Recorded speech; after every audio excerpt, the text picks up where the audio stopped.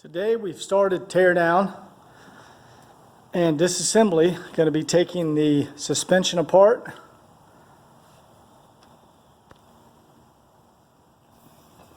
Look at those nasty old bushings in there. But going to be taking everything apart and getting ready to do upgrades on the car. Also, I'm learning how this type of suspension works. I only have experience with U.S. muscle cars, so this is going to be interesting.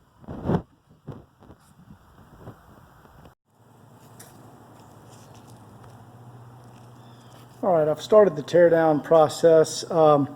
Just removed the brake caliper, and that's just done with 2 bolts. You can see where they came through here and here. Also removed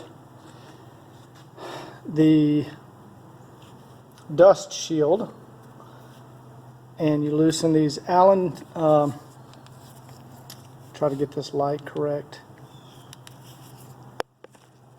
There we go. You loosen these Allen screws here, and then you have to undo the, I think that's an ABS sensor. You undo that, and then the dust shield can come off. Of course, before you do that, you pull off the rotor, and that's easy enough. To get the rotor off, you remove the dust cap and unscrew the spindle nut, which has a set screw in it, and you undo the set screw, and then this can loosen. Looks like I got the bearing in there, and there's a little spacer. Not a spacer, I guess this is like a locking mechanism. I really didn't look too closely. Put this all back in here.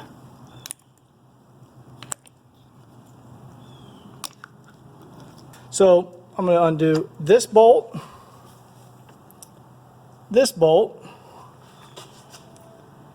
and there's one right here. There we go. That bolt. Those are the 3 bolts that hold the shock to the front spindle. Now, before I do that, I'm going to lower the car and put it on a block and compress the spring ever so slightly so it doesn't pop loose. But then when I undo this, it should swing down and I can take the spring out. I also need to remove the tie rod here, but then the lower control arm should swing down once this is detached. One more thing I noticed, I'm going to have to disconnect the front sway bar from the lower control arm before this can come down, before the lower control arm can pivot all the way down. I just wanted to point something out that I've noticed. You know, the sway bar attaches here, of course, but look at this flimsy little mounting bracket. That is not going to work in a race car. It's like a piece of sheet metal, little tab bolted to the frame. So I'm going to figure out how to reinforce that and put a substantial sway bar on here. Alright, so today, Rob and Alex, we've finished removing the front spindles and springs. Everything's disassembled up here. Let's see, here's the rear springs, there's the front springs, here's the belly pans. There's also a little belly pan on the back. We also got the drive shaft. Rob got the drive shaft out of the 1998 E300 and disconnected it from the transmission so we could pull this engine. And it's actually, the transmission's actually being, oh, our jack went down, Rob. It's not supporting the transmission. It's just hanging back there. Whoops. But now, let's see, we've taken the rear half of the exhaust off. And what'd you do over here, Alex? We took the... ended up taking off the rotor, off the wheel hub assembly, and then took off the emergency brake shoes off of here. And why'd we do that? So we could pull the emergency brake cables assembly through this hole right here. And Okay. then unhook it from the automatic tensioner right there. And then that And way, we did that because it was attached to the rear end. this sensor also came down and attached right here And that, I think that's a speed sensor. with the differential Yeah, and that plugged in right there. right here on the back of the. Got that sensor out of the way, and then the emergency brake cables Well, out of the way. we did that because we want that sensor and the emergency brake cable. So now the rear end It's free. is free, and we've got it supported on this transmission stand.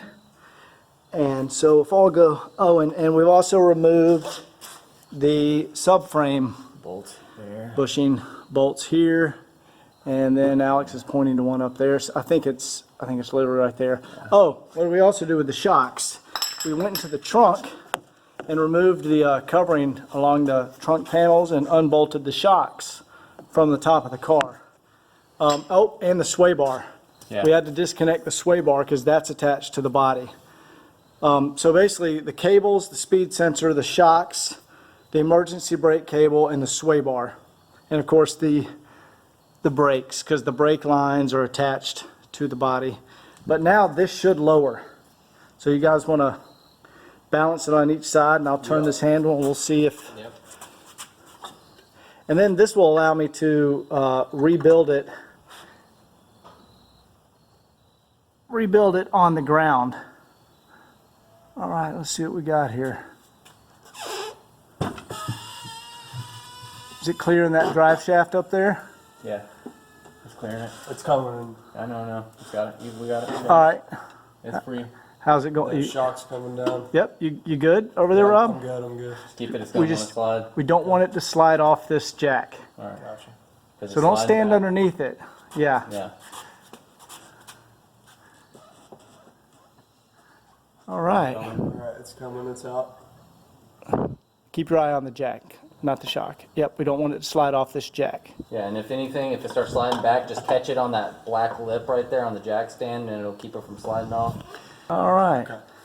I have it. So, how heavy is it? Can you try picking up? That might be too heavy, guys. Yeah.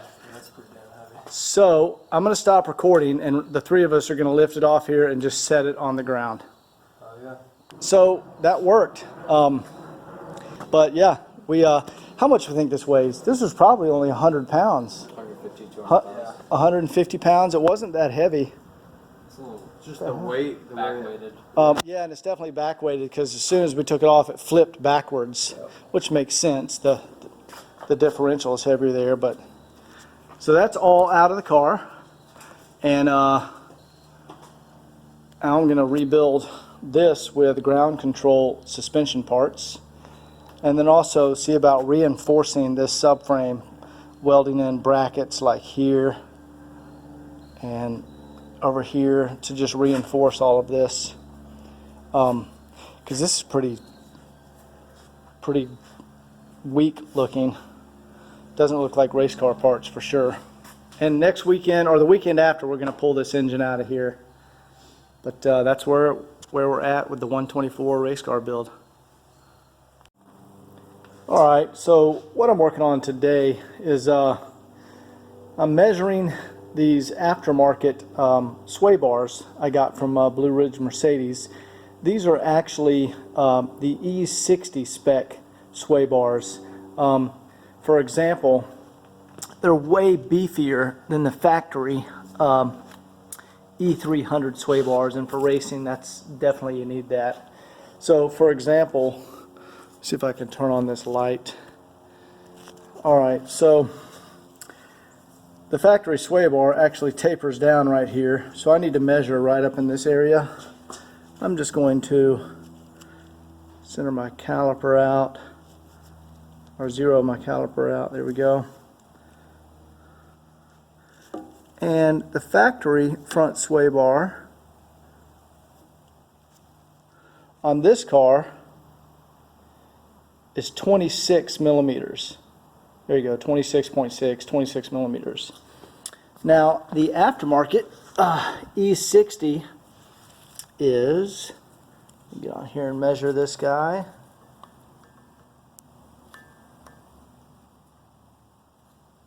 we go. So this is 32 millimeters, much beefier.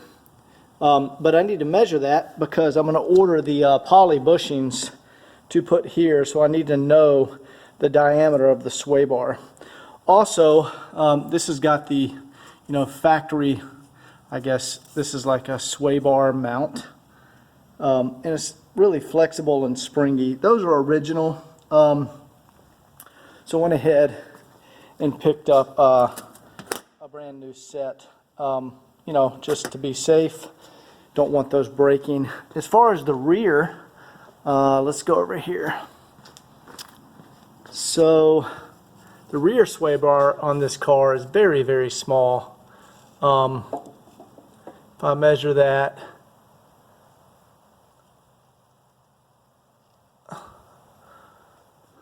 it's about 15 millimeters, 14.7, 15 millimeters.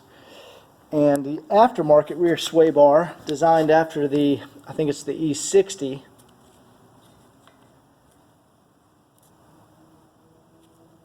Whoops. There we go. That's 22 millimeters. So, big difference. That's going to make a big difference in handling on a racetrack. Also, the factory sway bar end links these are plastic. Doesn't look like the strongest thing. So I went ahead and got these steel sway bar end links. And really, I'm just going to have to grind the bushing down just a little bit to fit in there okay. But this is going to be much stronger. Not sure what car these are off of, but they're a Mercedes part. And that's a steel end link, so gonna be a lot stronger. Let's see. Looks like there's a part number for those. A124. I guess it's probably just off maybe the V8s or something like that. So anyway, that was a find. So Jonathan over at Blue Ridge Mercedes had these sway bars custom made because you can't get them anymore. And so that was a great find. Found that on the E500 or 500E board. I'm also looking at doing the AMG, I think it's the SL55. I can't remember the model, but Brembo rotors, AMG calipers with 6-piston.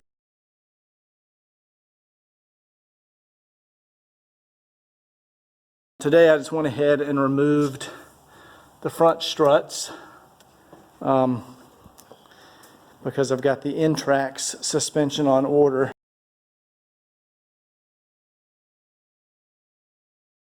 Here's the original front struts, and I've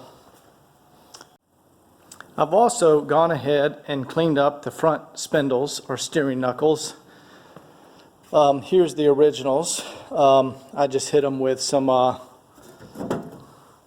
Krylon. I like this stuff. That's just a satin black, and then I just hit them with a clear coat. So that makes them look nice and brand new again. They're a little rusty before. So I'm going to reuse these. I found these are 124s. I looked at the R129, which some guys say you need to swap those to do a bigger brake kit. Everything is identical on the R129 knuckle, except I think there's a bigger bearing. That's the only thing I was able to look at. I took pictures of both and looked at all the holes, mounting holes, bolt holes. They appear to be identical, front and back, except for the size of the bearing. The R29 has a bigger bearing. Anyway. Okay, what I've also done is ordered a 190E brake and clutch pedal assembly. Went ahead and got a replacement cylinder for the clutch, but this is a direct bolt-in to the 124. Sorry, I don't know why this thing gets blurry. Here we go. This is a direct bolt-in to the 124 chassis. There's some part numbers there. It looks like there's one there. See, it says 124 on it. See if I can get it to... See if I can zoom in from back here.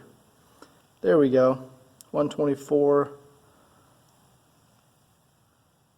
2900316, something like that. And here are these are some poly bushings for the rear sway bar. I got these from Jonathan at Blue Ridge Mercedes. They're greasable, made out of grade 8 steel, it looks like. And these are some poly bushings to go with the new rear sway bar. Show you what's back there right now. You know, there's the factory Mercedes. So you can see a little bit bigger hole to fit the bigger sway bar, and just, you know, nice new part. So suspension is, like I said, on order from N-Trax, and that, I think I got the 1KR, 1KS. I can't remember. I'll post some details in the next videos that I make. One thing I did notice on here is this. I think this is the clutch. It's like a clutch return spring. It's a little gunky, rusty looking. So I'll probably remove this and clean it up real good in the parts washer. And then I'm going to check. Looks like these can be, yep, looks like there's a clip that can be removed here. And I can disassemble this and grease everything up. Basically rebuild it, because I bet those parts are fine. But, yeah, and there's a return spring for the brake pedal, it looks like. So anyway, I'm going to do the conversion, and I'll put this on the car.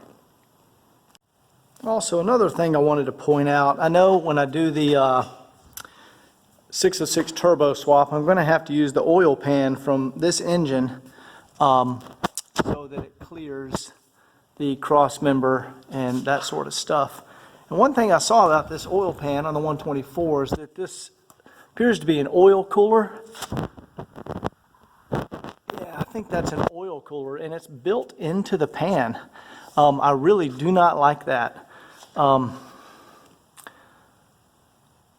a racing application, I'm sure there's a seal behind here. I wouldn't want that to ever leak or bust. So I don't know, I might remove that and take this pan to my buddy and have him TIG weld, I guess, the hole in the side shut, because I don't like the idea of having that oil cooler on the side of the pan like that. Anyway, just kind of showing stuff as I move along on this build, just showing all the details I can.